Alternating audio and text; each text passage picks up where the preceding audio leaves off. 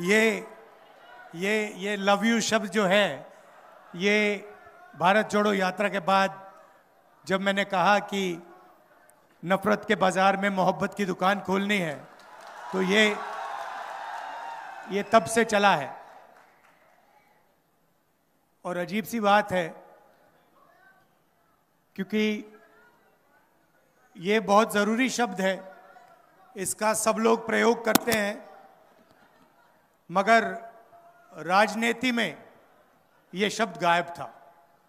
राजनीति में सिर्फ नफरत, हिंसा, गुस्सा, ये चीजें फैलाई जा रही थी। तो इसलिए हमने सोचा कि देखिए, अगर दूसरे साइड ने नफरत का ठेका ले रखा है, तो हम मोहब्बत का ठेका ले लेते हैं, और उसमें फायदा भी है। क्योंकि नफरत को आप जानते हो, भाई भाई से लड़ता है, नफरत को नफरत नहीं काट सकती है। सही बात है, गलत बात है? कोई आपसे नफरत करता है, आप उससे जाके और नफरत करो तो बात नहीं कटती। मगर कोई भी आपसे नफरत करे और आपने उसे मोहब्बत दिखा दी, नफरत कट जाती है, खत्म हो जाती है। यह कांग्रेस पार्टी की सोच है, महात्मा गांधी जी की सोच है, अंबेडकर जी, फूले जी। महाराष्ट्र में तो लिस्ट है, अभी मैंने शुरू कर दिया तो मतलब 10-15 मिनट तो नाम लेने में लग जाएंगे। ये आपके खून में है। जब भी मैं यहां आता हूं, मैं आपको बताऊं, जब भी मैं आता हूं विदर्भ में कहीं भी, जैसे ही मैं महाराष्ट्र में आता हूं, आपके चेहरों पे, आपके दिल में कांग्रेस पार्टी की विचारधारा दिखती है। कहने की भी जरूरत नहीं होती, समझाने की भी जरूरत नहीं होती है। ये आप में नेचुरल है, डीएनए है, और ये नया नहीं है, ये हजारों साल से चल रहा है। ये हिंदुस्तान का संविधान है।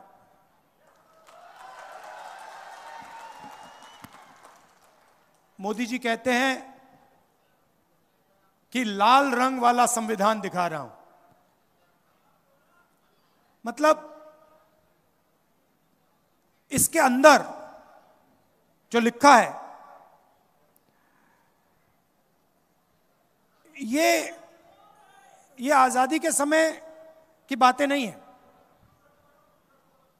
मैं आपसे पूछता हूं, क्या इस संविधान में फूले जी की सोच नहीं है? अंबेडकर जी की सोच है? बुद्ध भगवान की सोच है? नारायण गुरु, बसवना, इनकी सोच नहीं है क्या? तो ये हजारों साल पुरानी किताब है, हजारों साल पुरानी किताब है। इसके अंदर जो है, ये हजारों साल पुरानी सोच है।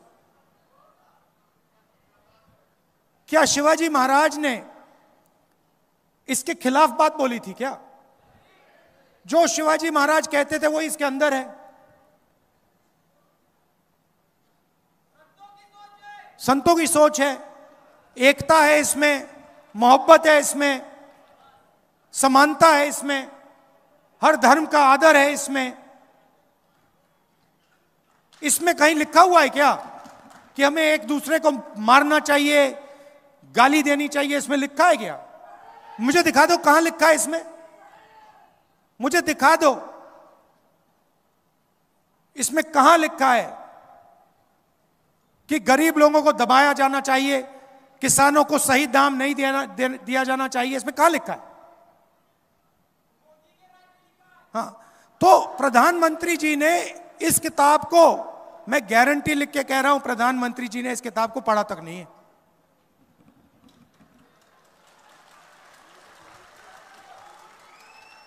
क्योंकि अगर प्रधानमंत्री ने यह किताब पढ़ी होती तो जो इस किताब के अंदर लिखा है उसकी रिस्पेक्ट करते।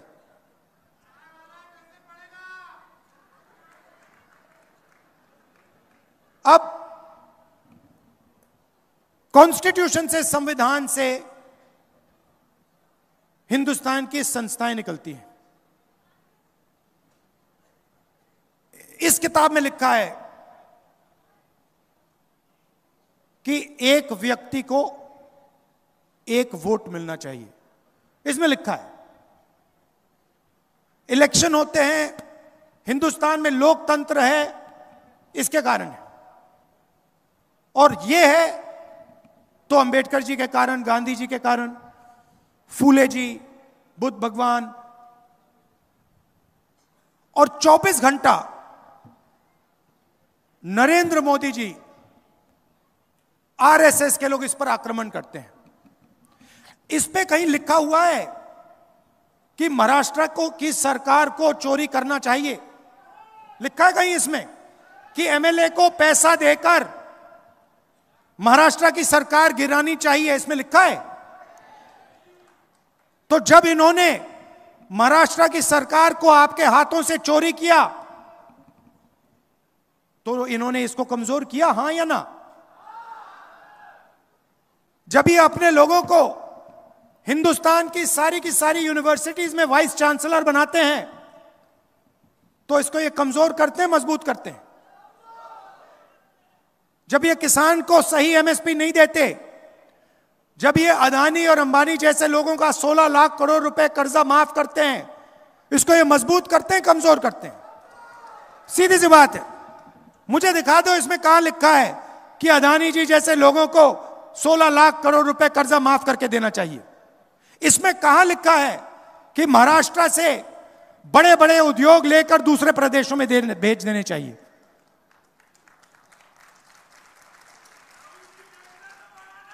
तो 24 घंटा नरेंद्र मोदी, आरएसएस, बीजेपी के लोग इसको खत्म करने में लगे हुए हैं। सामने से नहीं बोल सकते, क्योंकि सामने से बोल दिया, गलती से भी बोल दिया तो फिर हिंदुस्तान की जनता एकदम उन पर टूट पड़ेगी। इसीलिए वो छुप छुप कर बंद कमरों में संविधान की हत्या करते हैं। क्या जब आपकी सरकार छीनी गई, जब विधायकों को करोड़ों रुपए दिए गए, उन्होंने वो काम बंद कमरों में किया या आपके सामने किया? बंद कमरों में किया ना।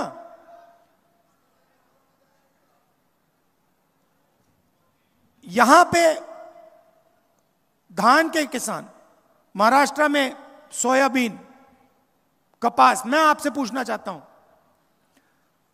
आपको सही दाम मिलता है? आप मेहनत करते हो, आपके हाथ फट जाते हैं, 24 घंटा अपना खून पसीना आप देते हो और आपकी मेहनत का फल आपको नहीं मिलता।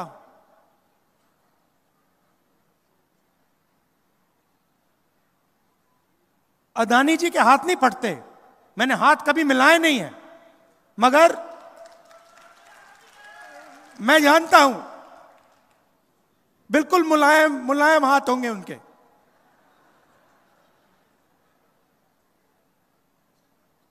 खेत में कभी शायद गए भी नहीं है, मगर हिमाचल में अगर आप सेब बेचना चाहते हो तो पहले अदानी जी के गोदाम में डालना पड़ेगा।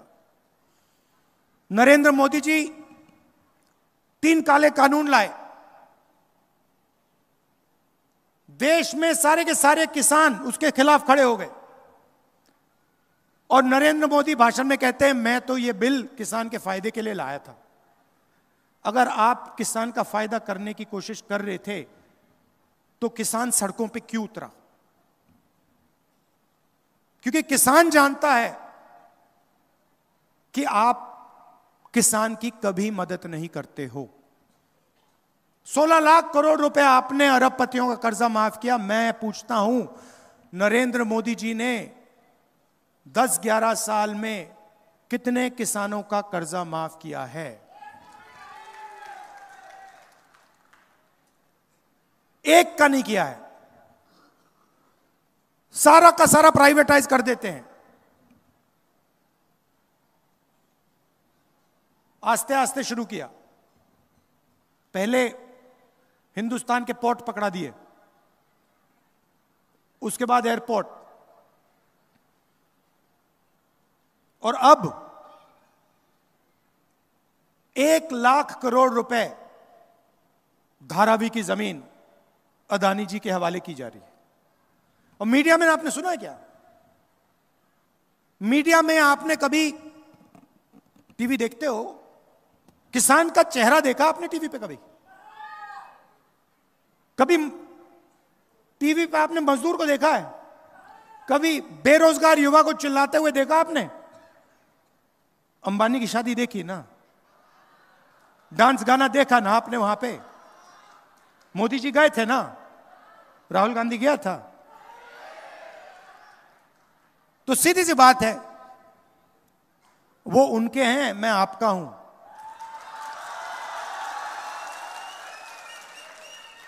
और आप देख लेना, आज शाम को मीडिया में, अदानी अंबानी वाली मीडिया में, मेरा भाषण आपको 10 सेकंड के लिए दिखेगा और फिर 23 घंटे नरेंद्र मोदी, नरेंद्र मोदी, नरेंद्र मोदी, नरेंद्र मोदी।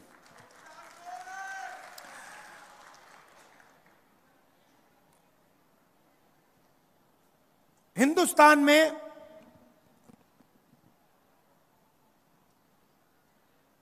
15% दलित आबादी है, 8% आदिवासी हैं। आप जानते हो पिछड़े वर्ग के लोग कितने हैं? 15% दलित, 8% आदिवासी। आप मुझे बता सकते हो कितने हैं पिछड़े वर्ग के लोग? कोई नहीं जानता। कोई कहता है 52, कोई कहता है 50, कोई कहता है 55।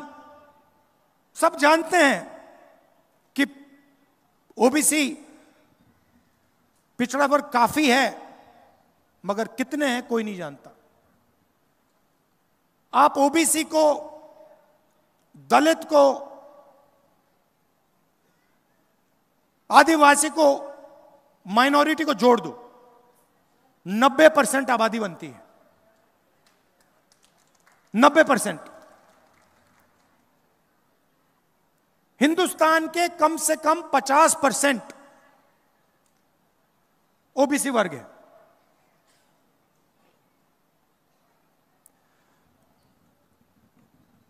और 24 घंटा नरेंद्र मोदी जी अपने आप को ओबीसी कहते हैं। सुना आपने? ओबीसी, मैं ओबीसी हूं, जहां भी जाते हैं मैं ओबीसी हूं, ओबीसी का अपमान हो गया। सबसे बड़ा ओबीसी का अपमान मैं आपको बताता हूं। आप सब जीएसटी देते हो, सबसे ज्यादा जीएसटी हिंदुस्तान के गरीब लोग देते हैं, मतलब 90% देता है। जितनी जीएसटी हिंदुस्तान का सबसे गरीब व्यक्ति देता है, उतनी ही जीएसटी अदानी देता है। 1 लीटर पेट्रोल गरीब किसान खरीदता है, शर्ट पैंट गरीब किसान खरीदता है, ढाबे में गरीब किसान खाना खाता है, मिठाई की दुकान में गरीब मिठाई खरीदता है। जितनी जीएसटी वो देता है, उतनी ही जीएसटी अदानी देता है। मतलब सबसे ज्यादा जीएसटी पिछड़े वर्ग के जेब से निकलती है, दलितों के जेब से निकलती है, आदिवासियों के जेब से निकलती है। सच्चाई है ये। अदानी जीएसटी नहीं देता, आप देते हो। ये जीएसटी का पूरा पैसा हिंदुस्तान की सरकार के पास जाता है। और आपने देखा होगा हर साल फाइनेंस मिनिस्टर आती है लोकसभा में, छोटा सा ब्रीफकेस लेके आती है, खोल देती है और बजट पेश करती है। देखा आपने? बजट जो आपका धन है वो बांटा जा रहा है, वो बजट है। बजट को 90 अफसर बनाते हैं। फाइनेंस मिनिस्ट्री में, डिफेंस मिनिस्ट्री में, फाइनेंस मिनिस्टर के ऑफिस में, प्रधानमंत्री के ऑफिस में 90 लोग बजट बनाते हैं। मतलब 90 लोग तय करते हैं कि हिंदुस्तान के पिछड़े वर्ग का, दलित का, आदिवासी का पैसा कैसे खर्च होगा। यह अंबानी का पैसा नहीं है, यह अदानी का पैसा नहीं है, यह आपका है। आप रोज देते हो, आपको शायद पता भी नहीं लगता। यह आपने शर्ट खरीदी 18%, जूते खरीदे 18%, खाना खाया 18%, किसान मेहनत कर रहा है 18%, फावड़ा खरीदा 18%, 20%, 28%, 15%, जाता रहता है, निकलता रहता है, अंत में वहां पहुंचता है। 90 अफसर डिसीजन लेते हैं। महाराष्ट्र को कितना पैसा आएगा, विदर्भा में कितने स्कूल बनेंगे, कितनी यूनिवर्सिटीज आएंगी, शिक्षा के लिए कितना पैसा जाएगा। 90 अफसर में से पिछड़े वर्ग की आबादी 50%, 90 में से 3 पिछड़े वर्ग के हैं। और अगर हिंदुस्तान की सरकार आपका पैसा खर्च करती है, पिछड़े वर्ग का पैसा खर्च करती है, 100 रुपए खर्च होते हैं, तो आपके ओबीसी अफसर 5 रुपए का निर्णय लेते हैं। यह है ओबीसी का अपमान। आपकी आबादी 50%, आपकी भागीदारी 5%, यह सच्चाई है। दलित अफसर, आपकी आबादी 15%, 100 रुपए का निर्णय होता है, आप 1 रुपये का निर्णय लेते हो। आपकी भागीदारी 15%, 100 रुपए में से 1 रुपया आपका। और आदिवासी भाई, उनकी आबादी 8%, भागीदारी 100 रुपए में से 10 पैसे। भागीदारी 100 रुपए में से 10 पैसे उनके। तो अगर आप पिछड़ों को, दलितों को, आदिवासियों को जोड़ दो, 100 रुपए खर्च होते हैं, 6 रुपए 10 पैसे का निर्णय आप लोग लेते हो। यह है असली अपमान। इसीलिए मैं हर स्पीच में कहता हूं, और लोकसभा में मैंने कहा है कि लोकसभा में कांग्रेस पार्टी 2 काम तो करके दिखाएगी। पहला काम, जाति जनगणना,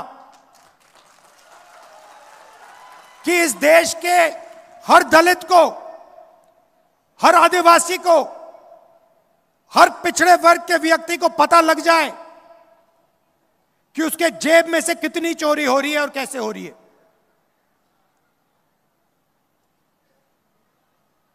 दोहराता हूं कि देश के हर दलित को, हर आदिवासी को, हर पिछड़े वर्ग के व्यक्ति को पता लग जाए कि उसके जेब में से कितना पैसा छीना जा रहा है। जाति जनगणना में सबको पता लग जाएगा कि आबादी किसकी कितनी है। जाति जनगणना में हम यह भी पता लगाएंगे कि हिंदुस्तान की संस्थाएं जो हैं उसमें दलित कितने, आदिवासी कितने, पिछड़े कितने। मीडिया को देखो, हर शाम टॉक शो होते हैं, इनकी बातचीत होती है। मुझे नाम बता दो इनके मालिकों में से, बड़े बड़े पत्रकारों में से मुझे एक ओबीसी एक दलित, एक आदिवासी नाम बता दो, कौन सा है बता दो। एक भी नहीं मिलेगा आपको। 24 घंटा बातचीत चलती रहती है। 90% लोग तो है ही नहीं मीडिया में। हिंदुस्तान की सबसे बड़ी कंपनियों की बात करो, 200 सबसे बड़ी कंपनियों की लिस्ट निकालो, उनके मालिकों की लिस्ट निकालो, मुझे दिखा दो उनमें ओबीसी कौन है, दलित कौन है, पिछड़े वर्ग का आदिवासी कौन है। कोई नहीं है, एक नहीं है। अदानी जी की कंपनी की लिस्ट दिखा दूंगा आपको, मैनेजमेंट की लिस्ट दिखा दूंगा, उसमें एक आपको ओबीसी नहीं मिलेगा, एक दलित नहीं मिलेगा, एक पिछड़ा वर्ग का नहीं मिलेगा। करोड़ों रुपए की सैलरी होती है, मगर उसमें एक दलित नहीं, एक आदिवासी नहीं, एक पिछड़ा नहीं। और गलती से एक आ गया तो उसको पीछे कमरे में बैठा देंगे। यही हालत जुडिशरी में। प्राइवेट अस्पतालों की बात करो, मुझे बता दो कौन से प्राइवेट अस्पताल का मालिक दलित वर्ग का है, आदिवासी वर्ग का है, पिछड़े वर्ग का है, नाम दे दो मुझे। और यही शिक्षा में बात है। Private college, private university, private अस्पताल, सारा का सारा प्राइवेट हो रहा है। पहले पब्लिक सेक्टर हुआ करता था, उसमें दलितों को, आदिवासियों को, पिछड़ों को जगह मिल जाती थी। आस्ते आस्ते वो सब बंद हो रहा है। इसलिए हमने कहा है भैया जाति जनगणना होगी, लोकसभा में होगी, राज्यसभा में पास होगी, हम करेंगे। कॉन्स्टिट्यूशन में लिखा है समानता होनी चाहिए, इसमें लिखा है, इसमें लिखा है हर व्यक्ति को एक वोट मिलना चाहिए, इसमें लिखा है समानता होनी चाहिए, इसमें लिखा है हिंदुस्तान की संस्थाएं हिंदुस्तान की जनता की संस्थाएं हैं, किसी एक व्यक्ति की नहीं है। तो पहला काम जाति जनगणना। दूसरा काम, ये जो 50% का बना रखा है, रिजर्वेशन का लिमिट लगा रखा है, इसको तोड़ के हम अलग कर देंगे, परे कर देंगे। हमें 90% वाला हिंदुस्तान चाहिए, जिसमें किसानों की रिस्पेक्ट हो, मजदूरों की रिस्पेक्ट हो, छोटे व्यापारियों की रिस्पेक्ट हो। आज 20-25 लोगों के पास हिंदुस्तान का पूरा धन है। छत्तीसगढ़ में हमने सरकार बनाई, हमने पहले ही वायदा कर दिया कि हम धान के लिए छत्तीसगढ़ के किसान को 3,000 रुपए देंगे, खत्म। और फिर चेक कर लो छत्तीसगढ़ के लोगों से जाके पूछ लो मिला या ना मिला। कर्नाटक में हमने कहा कर्जा माफ होगा, महालक्ष्मी योजना होगी, महिलाएं बस में फ्री जाएंगी, पता लगा लो हुआ या नहीं हुआ। तो मैंने मन बना लिया है, जितना पैसा नरेंद्र मोदी अरबपतियों को देगा, उतना पैसा हम महाराष्ट्र के किसानों को, मजदूरों को, गरीबों को देंगे। इसीलिए हमारी पहली योजना, यहां जो महिलाएं आई हैं आप अच्छी तरह सुन लीजिए, महालक्ष्मी योजना, हर महीने 3,000 रुपए आपके बैंक अकाउंट में खटाखट अंदर। और महाराष्ट्र में जब आप बस में जाएंगी, आपको अपने जेब से 1 रुपया नहीं देना पड़ेगा। किसानों को 3 लाख रुपए तक का कर्जा माफ होगा, और चाहे वो, और आपकी प्रोक्योरमेंट होगी तो एमएसपी पे आपकी प्रोक्योरमेंट होगी। मैं जानता हूं कि चाहे धान के किसान हो, कपास या सोयाबीन, मैं जानता हूं आपके साथ क्या होता है, आपको सही दाम नहीं मिलता है। हमारी पूरी कोशिश होगी कि चाहे वो धान के किसान हो, सोयाबीन के किसान हो, कपास के किसान हो, आपको मार्केट में सही रेट मिले।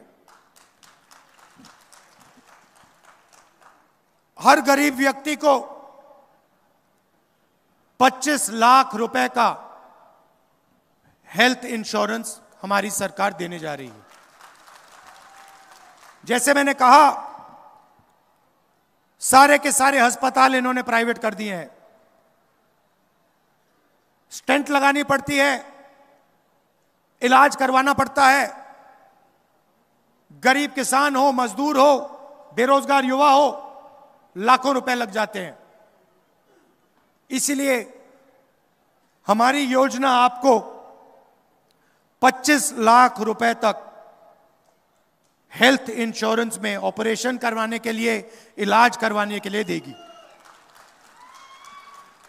और आखिरी बात, नरेंद्र मोदी जी ने पूरे देश में बेरोजगारी फैला रखी है। ये इन्होंने जो नोटबंदी की, ये जो गलत जीएसटी इन्होंने लागू की, अरबपतियों का 16 लाख करोड़ रुपया इन्होंने कर्जा माफ किया है। इससे हिंदुस्तान की रोजगार की जो रीढ़ की हड्डी थी, ये टूट गई है। ये सच्चाई है। अदानी जी, अंबानी जी देश को रोजगार नहीं दे सकते हैं। देश को रोजगार छोटे व्यापारी, स्मॉल और मीडियम बिजनेस चलाने वाले, ये लोग देते हैं। और इन सब को नरेंद्र मोदी जी की पॉलिसीज ने खत्म कर दिया है। आज हालत यह है कि हिंदुस्तान अपने युवाओं को रोजगार नहीं दे सकता है। इसीलिए महाराष्ट्र के युवाओं को 4,000 रुपए अलाउंस हमारी सरकार देने जा रही है। और जो 2.5 लाख सरकारी नौकरियां हैं जिनको बीजेपी की सरकार नहीं भरती है, उनको हम भर के आपके हवाले करने जा रहे हैं। अंत में मैं आपको याद दिलाना चाहता हूं कि यह विचारधारा की लड़ाई है, यह संविधान की लड़ाई है। और नरेंद्र मोदी जी, आरएसएस के लोग, बीजेपी के लोग इस संविधान को, अंबेडकर जी के संविधान को, गांधी जी के संविधान को खत्म करने में लगे हैं। सामने से नहीं करते हैं, बंद कमरों में करते हैं, सरकारों को गिराकर करते हैं, किसानों से धन छीनकर करते हैं, अरबपतियों को कर्जा माफ करके इस पर आक्रमण करते हैं। इसीलिए लड़ाई इसकी है, संविधान को बचाने की लड़ाई है। नफरत को मोहब्बत से हराने की लड़ाई है। यह मोहब्बत की किताब है, इसमें आप पढ़ लो, इसमें आपको नफरत कहीं नहीं मिलेगी। नफरत आपको बीजेपी के लोगों के दिल में मिलेगी, इस किताब में नहीं मिलेगी।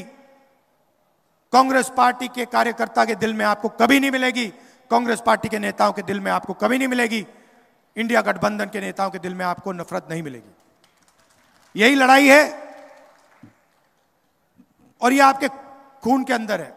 यह संविधान, यह आपके डीएनए में है, यह आपके खून में है। और मैं जानता हूं, जो मैं आपसे कह रहा हूं आप समझ रहे हो।